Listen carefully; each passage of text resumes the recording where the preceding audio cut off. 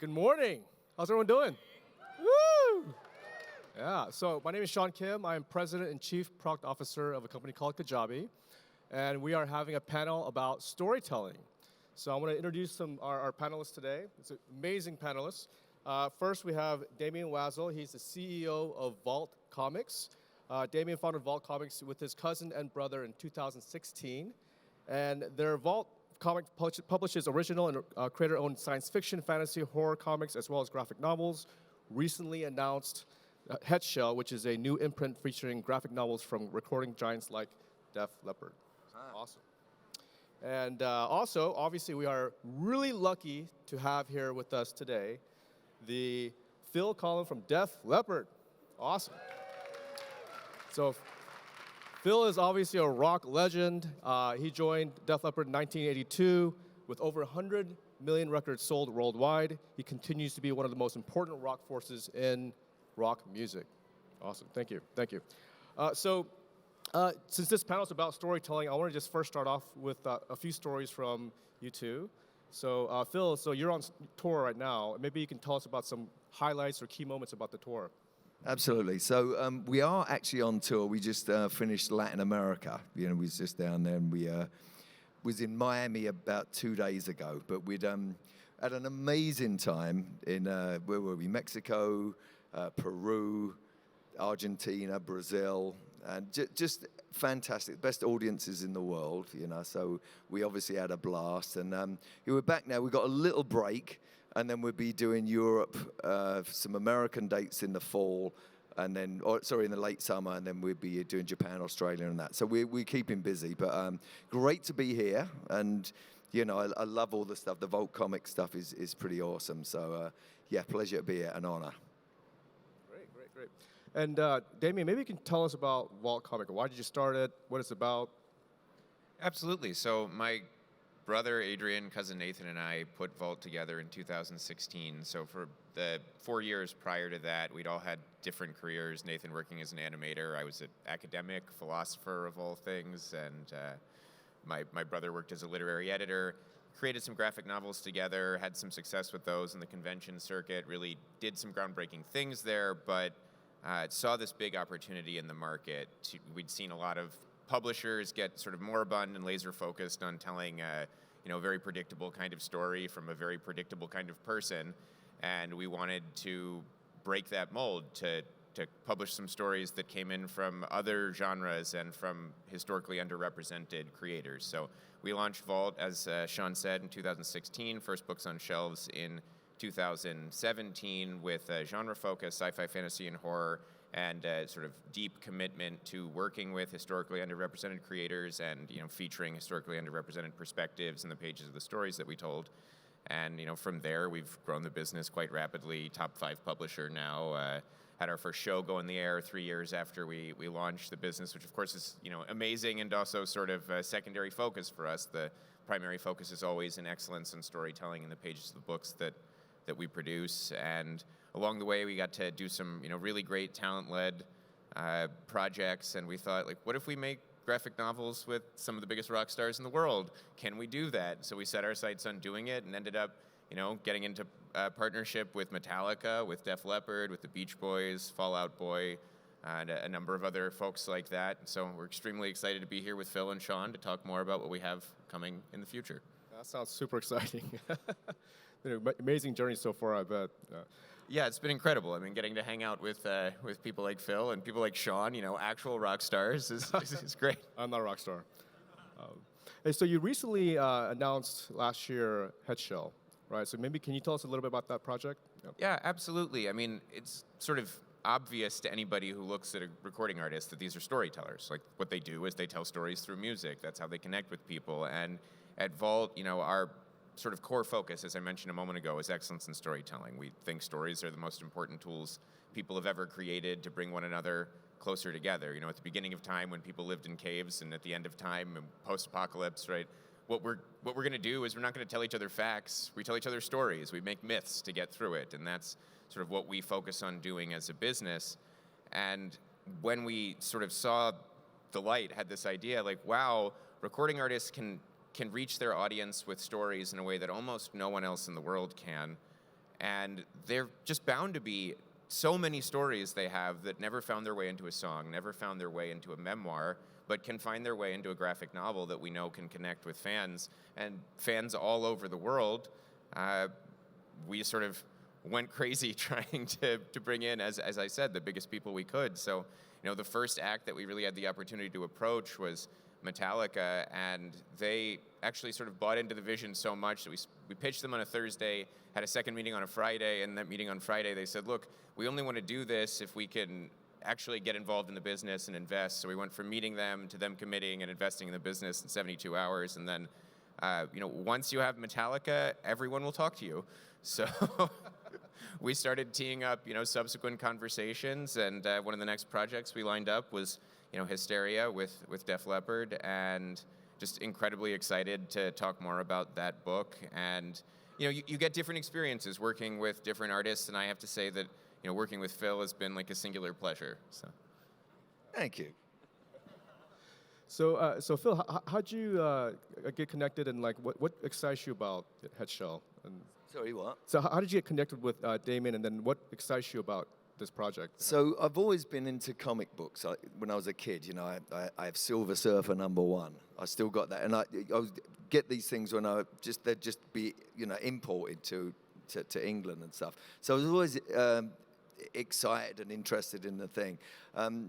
When Damian pitched the idea, it was like, this is great, because we're obviously storytellers, as he mentioned. We write songs, and it's very similar. It's a very similar thing. You just put it over and it's a different medium, but the idea is the same, even if it's melodic stuff as well, but especially the story.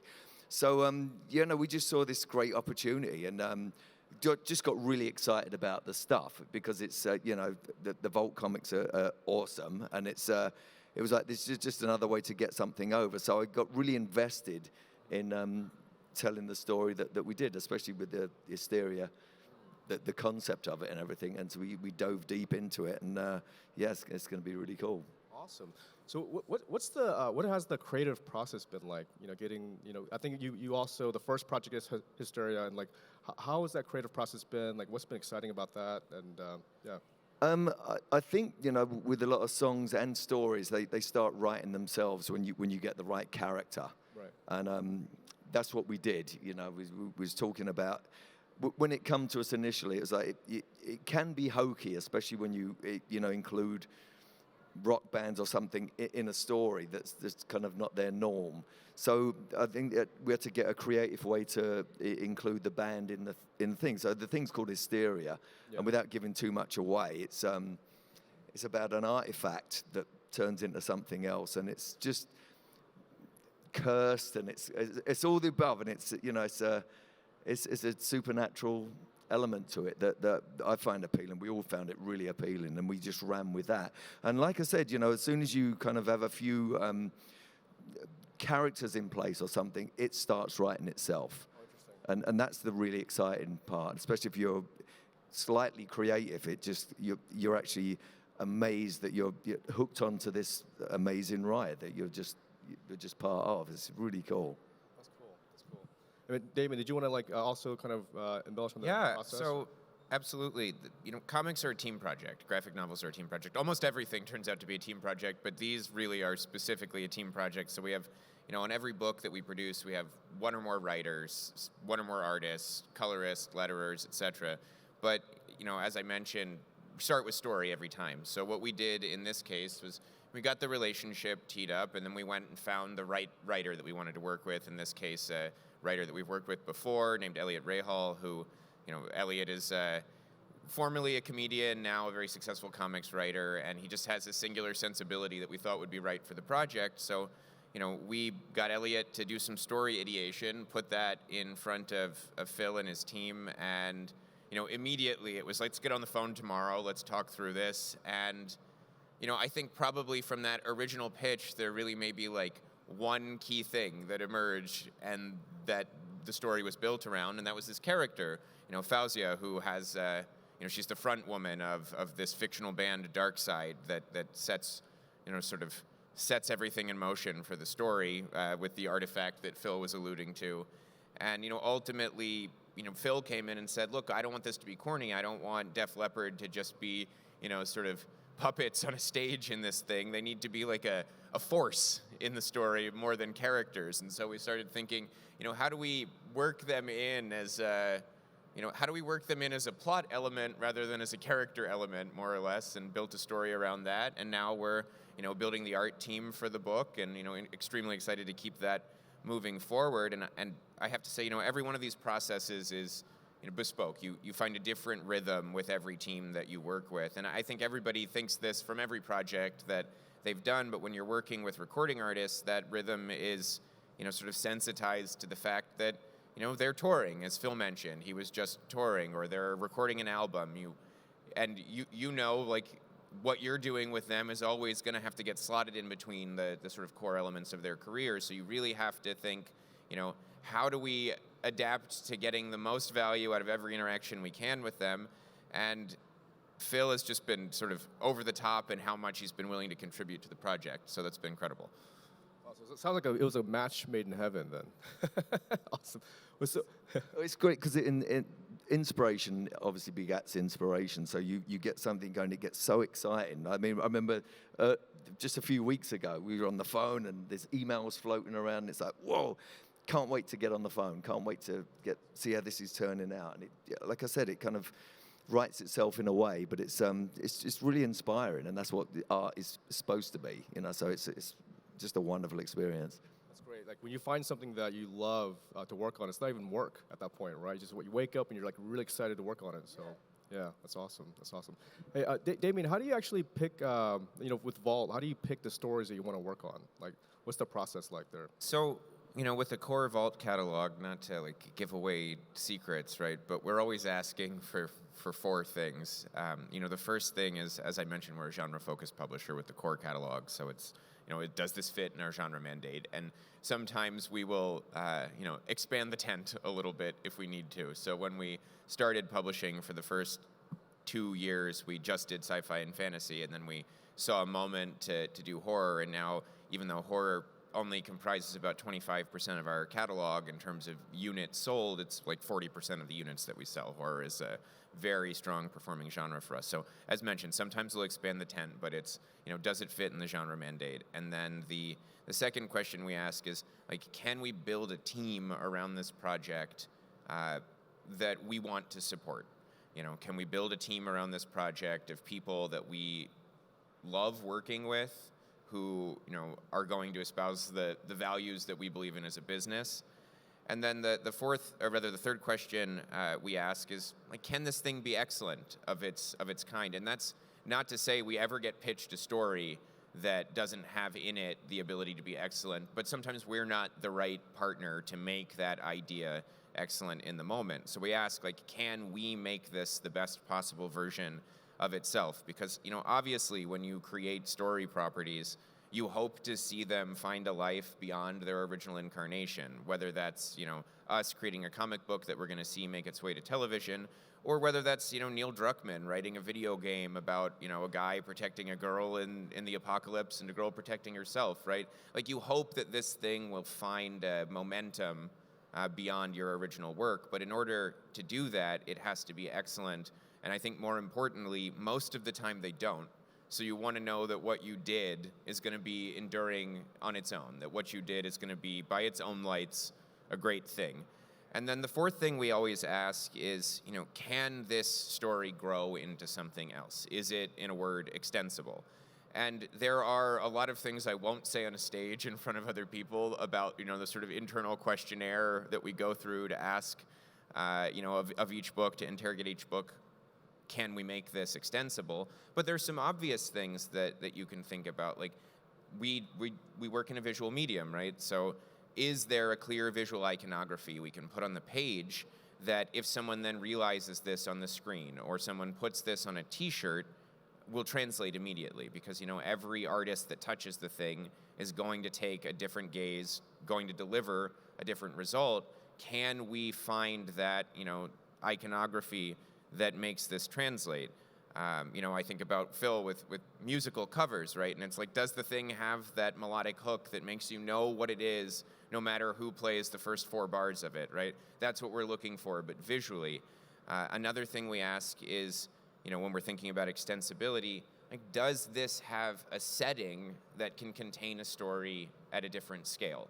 And if the answer to that, either of those questions is no, that doesn't necessarily mean we pass on the book, but that does mean we ask, like, are there other things we can put in there that can form the foundation of more extensible storytelling? So for the core Vault catalog, it's sort of those, those 4 elements, the genre focus, the team, whether we can make it excellent, and that is whether we're the right partner to make it excellent, and whether it's extensible.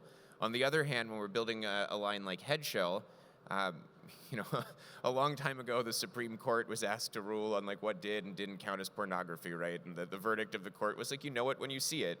For the Headshell projects, it's a you know it when you see it moment. It's, can we connect with the artist? Can they connect with us?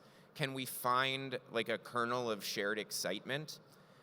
Because the worst possible thing we could do with a group like Def Leppard is make something that just felt like a piece of, commercial schlock, right? And there's a real risk of that if you're not both connected to an idea that resonates with, with the artist, with the creative team we're building. And so that, for us, is the sort of single desideratum for the Headshell line, is can we find this shared point of excitement and engagement? Awesome. That's and so with Phil, like when you were working with Damian, like as a musician, like how did you think about the storytelling component of it, and like how did you contribute to it? Like what was that process like just for this specific project? Again, the first thing it come down to the characters as well. When the main character started developing, it kind of ran away with itself, and just this edgy thing, and it's supernatural kind of horror type thing. It's in there.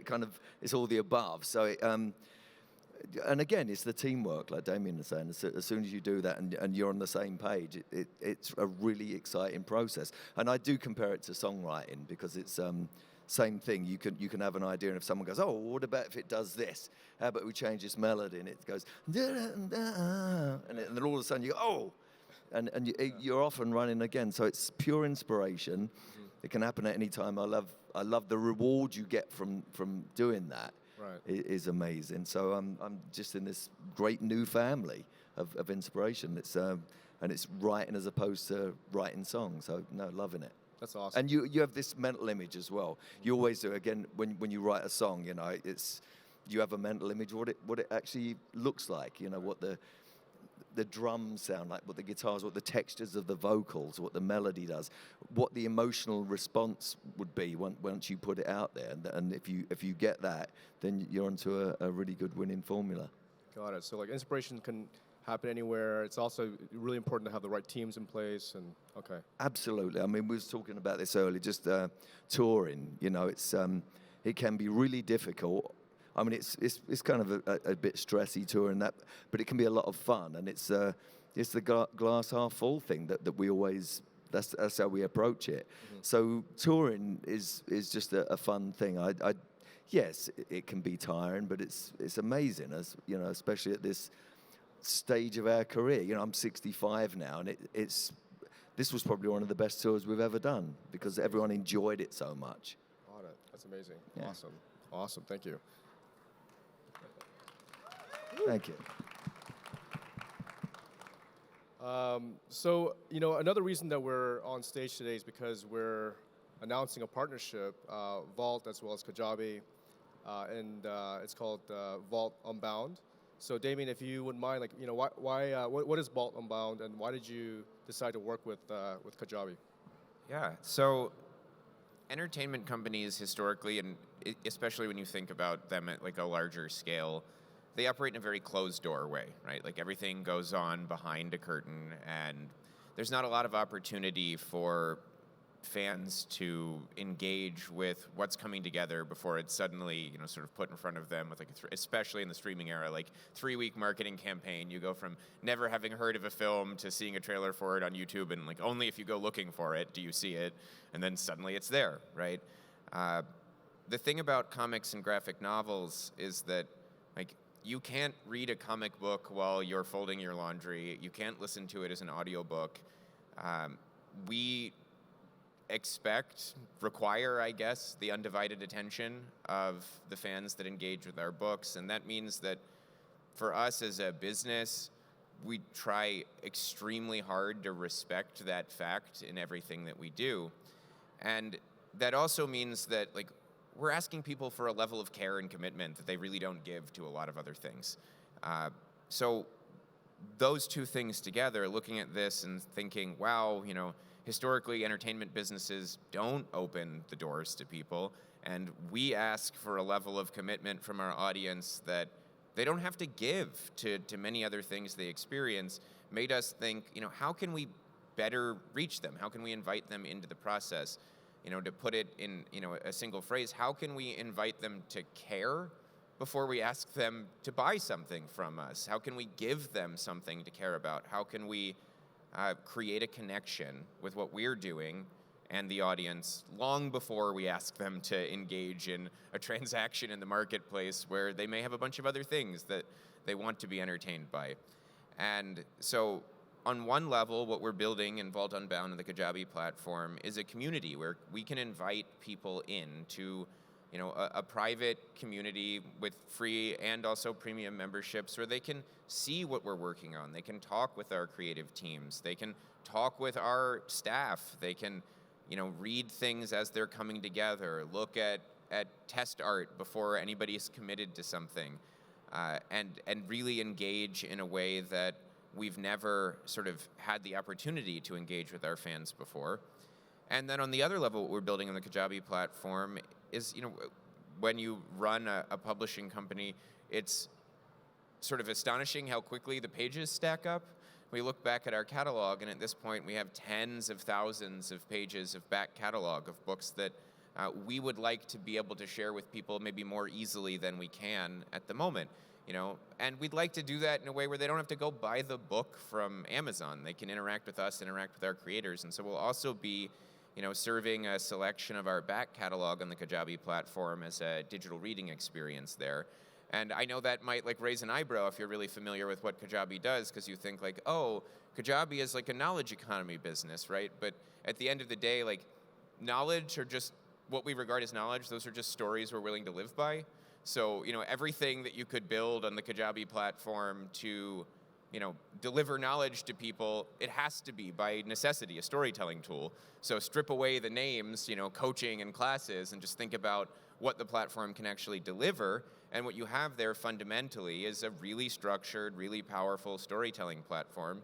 And then, with a company like Kajabi, you don't necessarily want to be crass and just point at the numbers, but the numbers are so staggering for them that it's really hard to overlook, right? They've generated, as of 2 days ago, $5 billion in revenue for creators on their platform, with 1.5 of that in just the last 12 months. That is astonishing, especially when you compare it to other channels that people might be able to deliver their content to an audience with. And so that's sort of the twofold approach that we're putting together with Vault Unbound is, inviting people inviting people to be a part of the creative process and to engage with us at a level they've never had the opportunity to before, and inviting them to read widely in the catalog. And of course, it's no coincidence that we're launching this ahead of what we're doing on Headshell and what we're doing with a few other lines led by major talent we'll be announcing later this year, because I want Def Leppard fans to come read the Vault catalog, but to make that happen, I have to give them a path to do that. So, when somebody pre-orders the Hysteria graphic novel from us, from the time they pre-order until the time they receive that book, they'll have access to the Vault Unbound platform to read and to engage and to explore. And, I want to poach a few of Phil's fans to come read the Vault catalog. Absolutely. That sounds super exciting. Being as a fan, being part of the actual creative process of what you're building and like being able to actually interact or, and being part of the room where you're having conversations about upcoming events as well as like the story unfolding or whatever it might be. That's like really, really exciting to be part of. So, I mean, I can say like the conversations with Phil, the conversations with pretty much every creative team we ever talk to, they're like some of the most exciting, best conversations I get to have in my life because like as grown-ups, we're constantly fenced off from play. Like we're told, you got to do this by 9, you got to do this by 10, you got to go to the doctor, right? But what we do when we're like planning a book, when we're talking about a book, it's play. And like getting to sit down and play with a bunch of really cool, really smart grown-ups is like, it's hard to beat. Best thing in the world, it really is. That's awesome. So Phil, what kind of excites you about the Vault Unbound project and that's coming up, with Kajabi? Like, what's your thoughts there? Well, it's very different for us, obviously, to get into this kind of medium. But as Damian said, that the interactive approach is just amazing. And back to the teamwork thing, we really stress on that in the band. So it's just wonderful to be invited into another team that works. And I'm loving the kind of association we've got and the fact that it really works as an inspirational tool and there's something really cool that's going to come out of it. I think there's with art, there's a big shift from music, say in the 70s or 80s when it became very corporate and you actually heard it. So we're always aware of that. And you want to be as much about the art part of it as you can, and that's what's amazing about this. That there's still that kind of integrity, which is great. And so when anyone gets to see the final, and project when it comes out, it's all about integrity and real. It's real in inspiration and fun behind the whole process. And that's what it should be. That's amazing. I'm super excited to continue to work on this project with you guys. So awesome. Thank you. Switching to like the loyal fan base and building engagement.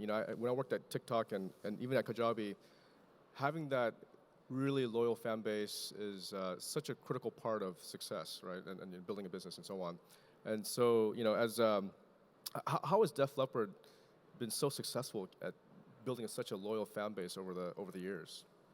It does come down to integrity. I can remember us playing in, after Hysteria. Our album Hysteria went 12 times platinum in the States. The album before Pyromania, 10 times platinum. And then we found ourselves playing in a field with hardly any people there. And you go, whoa. And that would be disheartening. It wasn't. We just thought, well, we're going to have to work harder, work through this, and it'll come out the other side. So there's an integrity thing that we absolutely have. Again, we do all our own vocals. You go on, you see a lot of pop artists or rock bands, everyone, they use tracks. And we don't. We make a real point. That's a kind of representation of the integrity that we still have. I get up at 6 or whatever it is in the morning, work out every single day. Actually, everyone in the band is doing the same thing. We have a trainer. Everyone's eating right. And like I said, it means more as a older person than it did when you have the labels putting money into I was MTV, God knows what. So it means you have to work a bit harder, but I think fans see that. They see that you actually care, and then they want to come along for that ride as well. Because again, back to the inspiration thing, we're inspired, and I think it shows when we get on stage. It's like we are a badass rock band, and we're the best live band I've ever seen. So it's nice to kind of share that, and we still do it. Like just the other night in Miami, it was like, I can't believe these vocals sound so good. It's because we really work at it. Yeah. It sounds fake. I'm actually listening to Joe, Sav, and Vivian, and I'm actually singing along with them, and I'm going, this sounds fake. And it's just because we worked our ass off and continue to, and you can never let that guard down. You know, when you have a little bit of success, that means you've got to work even harder. So we're just well aware of that, and again, we get a buzz out of it as well. Yeah, so it sounds like being... Yeah. Thank you. We were incredibly lucky last night. We had a dinner with around 40 people, and Phil came and played for us, it was like a once in a lifetime opportunity. I was like having chills and just standing there, just like, oh my God. So thank you again. Pleasure. It's so much fun actually as well, you know. So Yeah, that was really leave the other guys at home, and yeah, I'll see them next month. Yes. So you know, talk to us about social media. Like, you know, social media has definitely helped to, you know, a lot of businesses in terms of, you know, and artists build and reach out to fans and so on. How has it helped Vault in terms of the you know, comic book business? Like, how has social media been a big part of that business? So, book publishing is, I don't know, one of the oldest businesses still in operation, you know, sort of categorically in the world, right? And some of the major players are centuries-old European companies that aren't sort of known for innovation in marketing, right? I won't point any specific figures, but book publishing specifically has just been like, it's been moribund in terms of how it engages with its audience. And until social media came on the scene, the way you might see a book marketed were like posters in a subway station or an ad in the back of a different book you already bought but now don't have at the bookstore, so you're not going to buy a new thing in the moment, right? Social media enabled publishers of story content, story properties across the board to point out a thing with a specific call to action when it was ready for people to engage with. And it was like suddenly a way where you could not just point out a thing that was coming, right, but do the most important thing in storytelling, which is tell a story about the story you want people to care about. Like, it gave you this moment to market with story, not just market with posters or flyers or whatever else you might have. And so that just completely revolutionized how publishers could get people to care about their books. And we think about things like TikTok now. I mean, I'm sure everybody here is familiar with the corner of TikTok they call Book Talk, where, you know, books that may otherwise never have seen the sales numbers that they generate are suddenly able to explode because you've got somebody there telling a story about how much they care about this. Really, the long and short of it is it enabled that kind of direct interaction with fans who could then tell other fans how much they cared about this, how much it meant to them, how much they wanted to have a connection, not just with the piece of fiction, but with somebody else over it, right? And so that, you know, just completely changed how you could market story properties. For us, I mean, we didn't spend a single dollar on media placement in our first 4 years as a business. It was completely earned media and organic social traffic. We didn't run a social ad. We didn't do anything like that because what we wanted to do was build a core group of, you know, evangelists for the brand, a core group of fans that wanted to read everything that we published, and we engineered a catalog that was, you know, conceptually and practically possible to be a fan of. Conceptually possible because it has this genre focus. If you like one thing, we know there are other things we will publish that you like. And practically possible because, you know, we publish at most 15 new series a year in the core Vault line. And, you know, if somebody really wants to come by every one of those, that's a cadence they can sustain. And so we built that core group of evangelists, and, you know, it was kind of amazing to watch, you know, this sort of curve, right, happen with our sales and the kind of excitement we got for books. And that just, like, simply wouldn't be possible without social media. But then, you know, we circle back to the Kajabi platform. The thing about social media as it occurs, you know, as it exists now, is that while it generates an enormous amount of immediacy, it's really hard to create a sort of, you know, parallel intimacy there. And that's what we want to achieve in the Kajabi platform. Yeah. I mean, I think social media is really, really fascinating because it's, at least for Kajabi, even at TikTok, I mean, you know, you get, with businesses that use those platforms, you get feedback very quickly. Right, it's a very fast way to understand what you're doing well, what you're not doing well. I mean, being in product also, you know, it's we're able to understand if something breaks, like just like that, right? They'll tell you right there on the spot in social media, and you're like, oh, I got to fix something really quickly, right?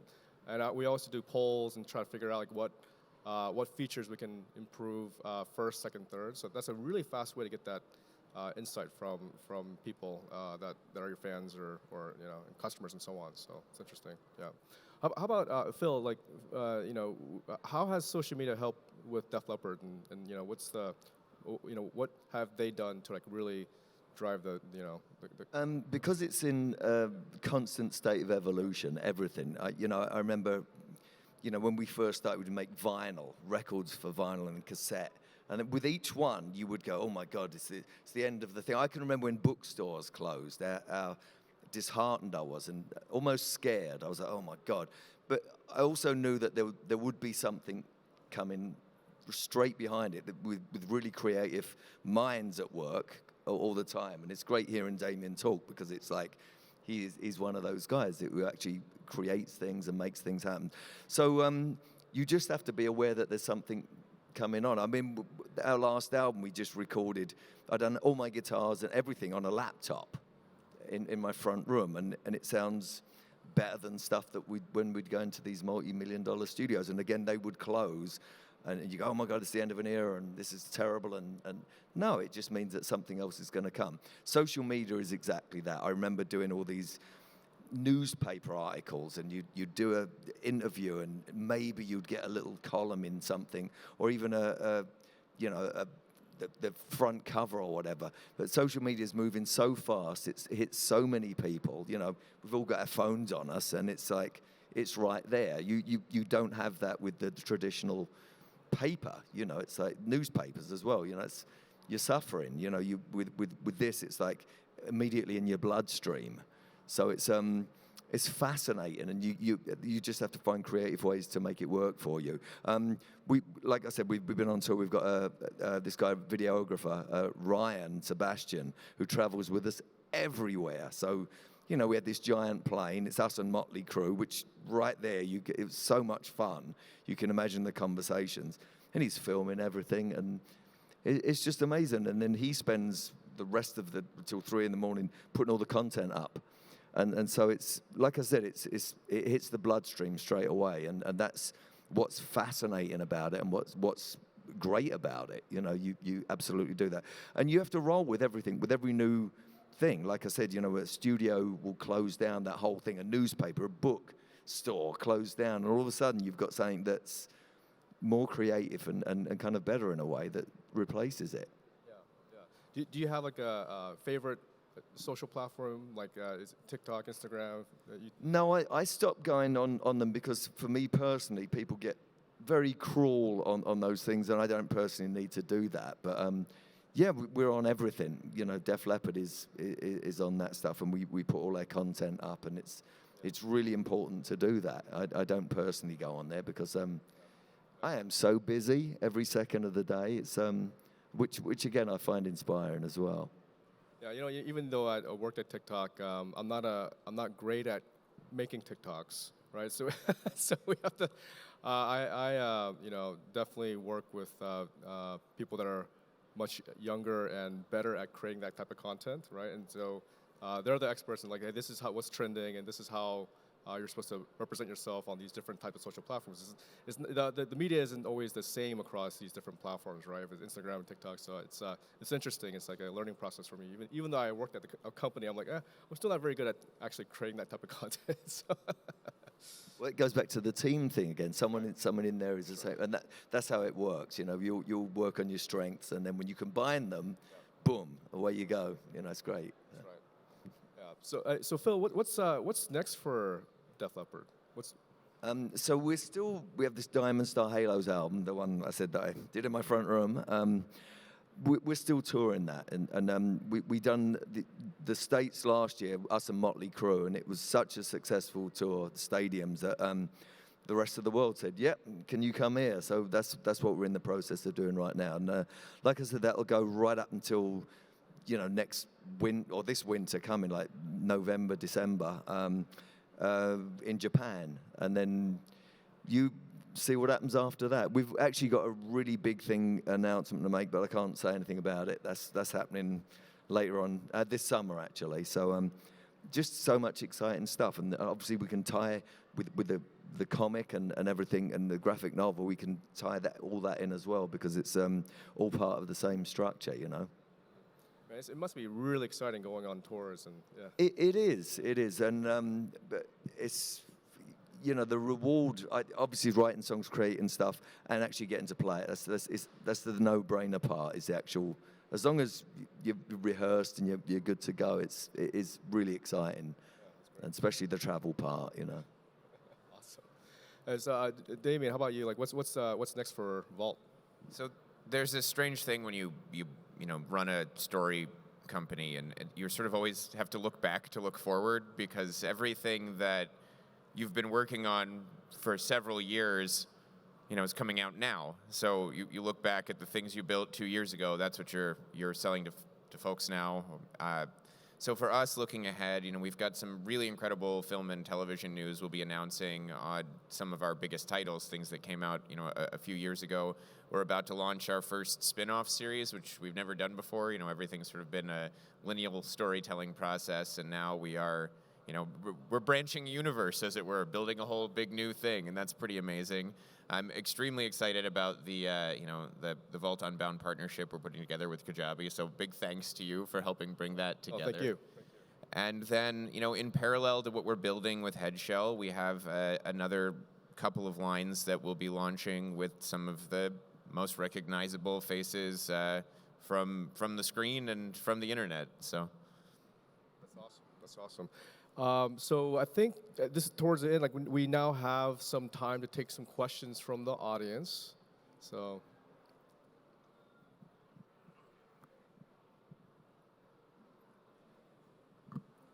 And I think while we're doing the Q&A, we have some giveaways that we'll be giving out there. And I think everybody in the audience received a card. And if you scan the QR code there, you'll get 60 days free to the Vault Unbound site, and an opportunity to buy some special editions that won't be available to anybody else. So. Oh, good. Yeah. Hi. Thanks very much. Great presentation, Damian. I'm very interested in Vault's strategy. Through comic shops. Of course, so many comic books are sold through comic shops, and this seems like very expansive thinking. How do you incorporate that into what you do with a project like this? So, we're deeply connected to the comics retail community, not to be like a total crazy evangelist for them, but comics retail, like comic shops, they're really like the last independent arts retailer out there. So you've got about, in North America, call it something like 3,000, North America and the UK, like 3,000 independent comic shops. I think, like, the music business would get into a knife fight to get 3,000 independent record stores back in the US, right? We have this, and it's incredible. And that's where we built our business, is, selling comics through comics retail. And these are some of the smartest, most passionate business people you'll ever meet. So for them, as we expand the Headshell line, in recognition of that relationship we've had for years and the incredible work we do, like, we'll naturally be providing exclusive editions to the comics retail marketplace, making sure that they're able to serve their audience in a way that recognizes that deep relationship of loyalty. And, like, it's easy to sort of write them off like, oh, fringe business. They're not at all, right? Like, we wouldn't have the MCU if we didn't still have comic shops. They held on to the IP that has become the foundation for, 25 of the 50 highest grossing film franchises of all time come out of the comic book landscape. So we take that partnership extremely seriously, and I think half of my favorite professional connections are comics retailers.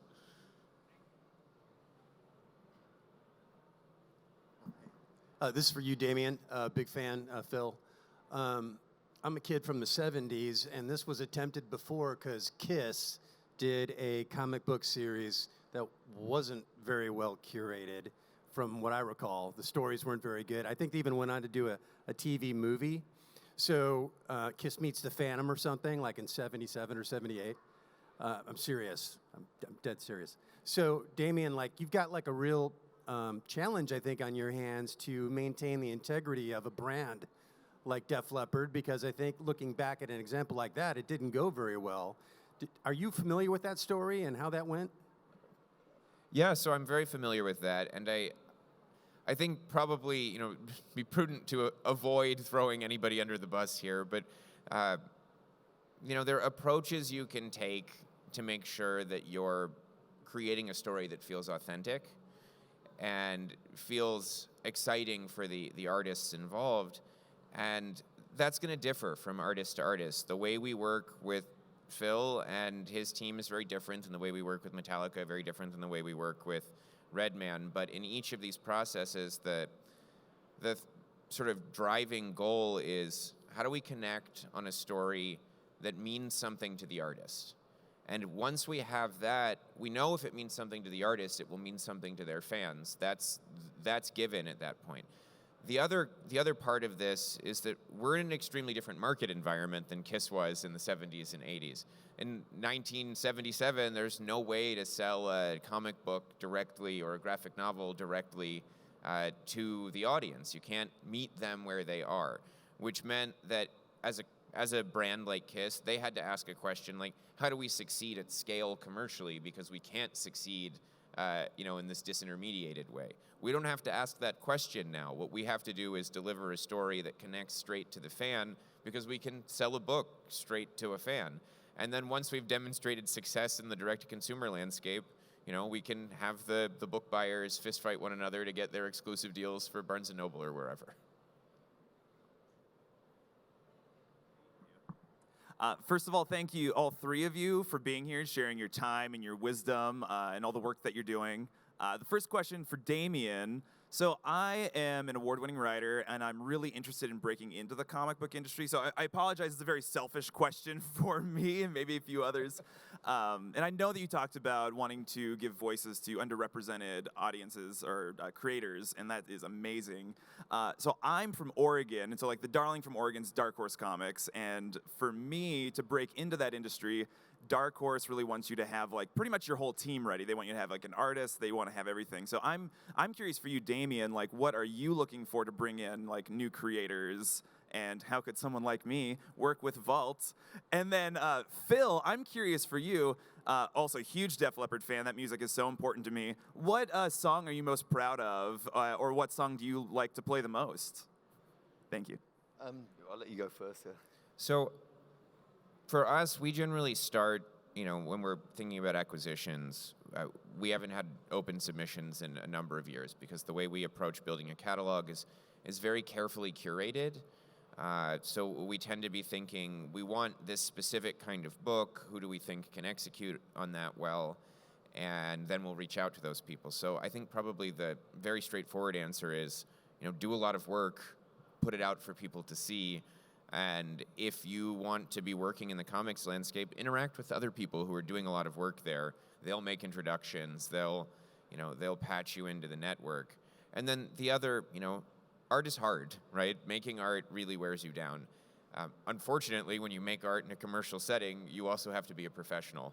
And you don't get the free days that you may want. So what we look for all the time is, can we fill these acquisition targets? Can we hit them the way that we want to? And can we do it with a team we know we can rely on day in and day out? Because, again, we're talking about a team project. If you're the writer and you miss a script deadline, that means that everybody else behind you is now worried, am I going to get my work done to get paid, that kind of thing. So we try very hard to focus on those two things, hitting the right mark and doing it with a team that we know we can count on. As for the favorite song, I like Hysteria. It kind of ticks every box, that song. But and I have to say, whenever you play Pour Some Sugar on Me, for whatever reason, male, female, everyone, it releases their inner stripper, and it's kind of weird. But you see it every night, So yeah, including us. So yeah, there you go.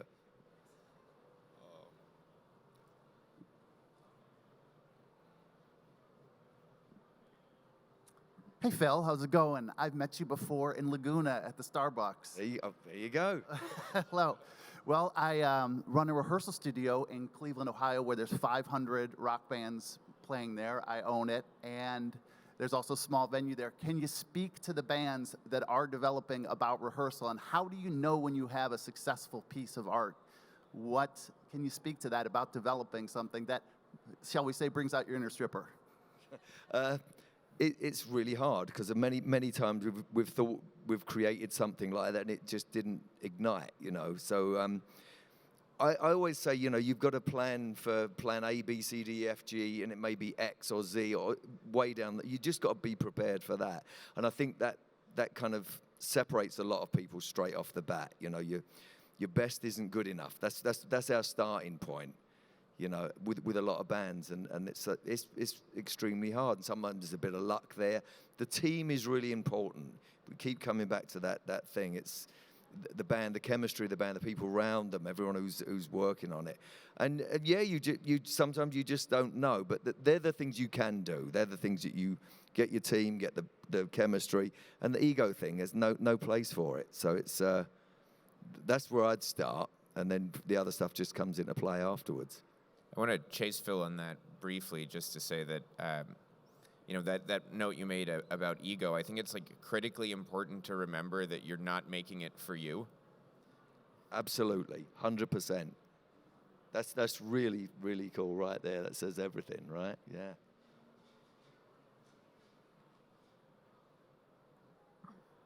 Hey everyone. I study AI, and I'm also a musical artist, and I've been really impressed with how AI is bringing more people into the space. And I'm really curious with mixed reality, are there any plans to kind of bring the reader into these worlds that you're creating, bring them on stage? For us, we haven't really done a lot of work in that landscape yet. It's something we think about pretty carefully all the time. I'm sure everybody here, had their thought about, what are we going to do with Web3 at some point? And I'll give you the framework that we approach that with, which is show me how we can make this essential to the storytelling, and then we'll engage with that technology. And that's always, the focus for us. Whatever we may be doing, it can't feel like a bolt-on, right? It has to feel integral. And I think, as exciting as the technology is at the moment, for us, we don't see the way day to day to make it essential to the storytelling. We know that threshold's going to come sometime very soon, and when it does, we'll be thrilled to, sort of take that step. I can talk about how we leverage AI at Kajabi for creators. With creators, when they're trying to build a business, they typically have some of the same pain points. So how we approach product is hey, what is the biggest customer problem we can solve for? And how do we tackle those problems, right? And typically with creators trying to start a business, it's a lot of the same pain points. They say, hey, I gotta do the research on the type of content I gotta create. I gotta put it together. I gotta put an outline together. I gotta write it all down. I gotta write the emails, landing pages. I gotta find the pictures for it. I mean, it's just on and on and on and on, right? It can take weeks. It can literally take weeks to get something up and running. The solution for us, when we started looking at this about a year ago, was generative AI.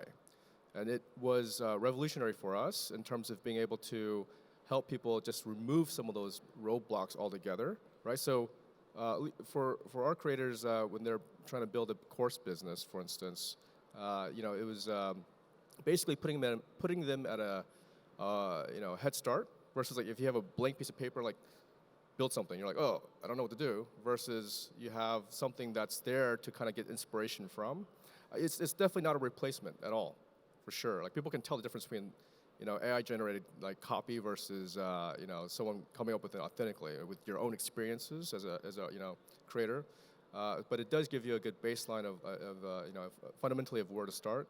So from that perspective, I think we were able to save, people hundreds of hours of work. But in no way, I don't think in the future that it's going to replace artists or creators and so on. That authenticity is really, really critical. If anything, it's going to enhance that for artists. Yeah.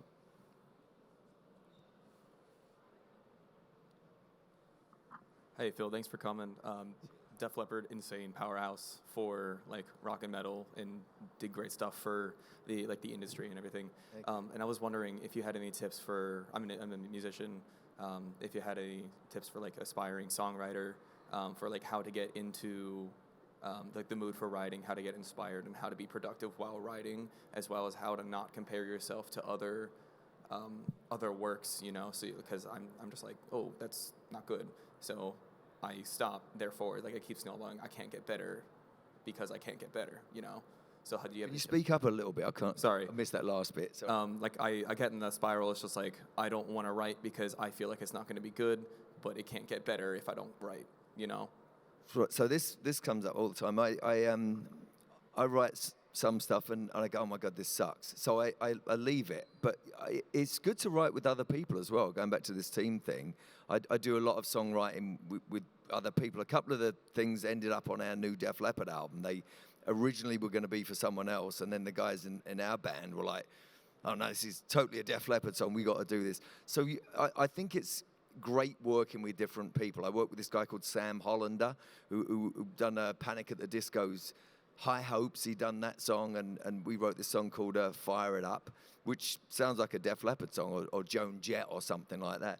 So I think it's important to get different textures and ideas from different songwriters. So the trick is to write all the time. It's not to select it, it's to go, my phone is just jam-packed of silly ideas. It could be or I'm just singing, or a bass riff, or a melody, or a lyric. And it's constant. And I think that's what you should do. You shouldn't worry about whether people are going to hate anyway, whatever you do, and people are going to love as well. So it doesn't matter. So you go on any social media thing, it could be the best thing in the world. Within 3 comments, someone goes, dude, this sucks. So that's going to happen.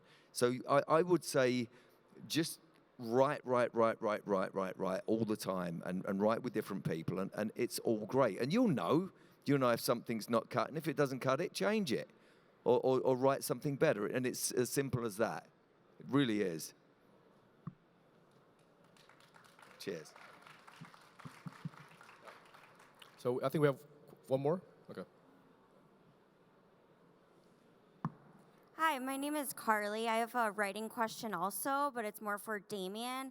I've been seeing some staffing issues with finding some really good writers, and I don't know if you're seeing a decrease in great writers, but that's something that I've noticed among applicants, and I'm wondering if you have any advice on how to attract maybe some more senior and experienced writers.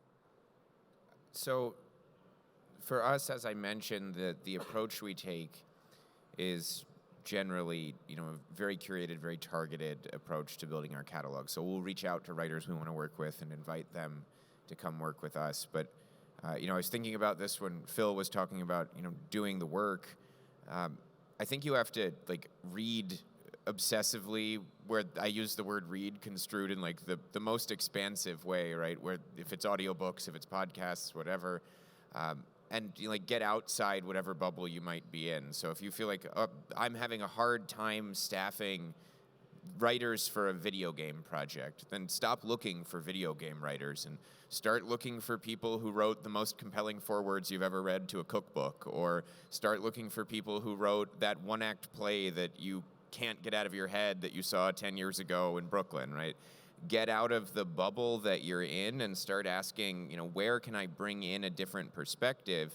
And one thing that you'll know if you're going to a writer who has done the work is they have the professionalism to do it. So even if they have to learn a different technical framework, they're going to come figure it out. So one of the books I'm proudest of that we published is a horror graphic novel called The Autumnal from a writer named Daniel Kraus, who started his career as a librarian and sort of a research librarian at that, and then became a novelist. And he'd never written a comic book or graphic novel, but we got this pitch in front of us, and we said, Daniel, we can pair you with a comics writer. And he said, no, I just want to figure it out on my own.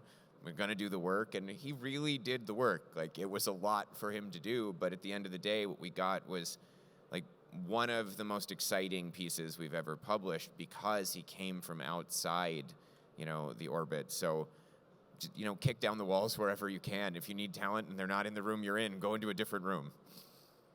Awesome. All right, I think that's it for the panel. Thank you so much for your time. Phil, Damian, thank you so much. Thank you. Thank you, Sean. Yeah.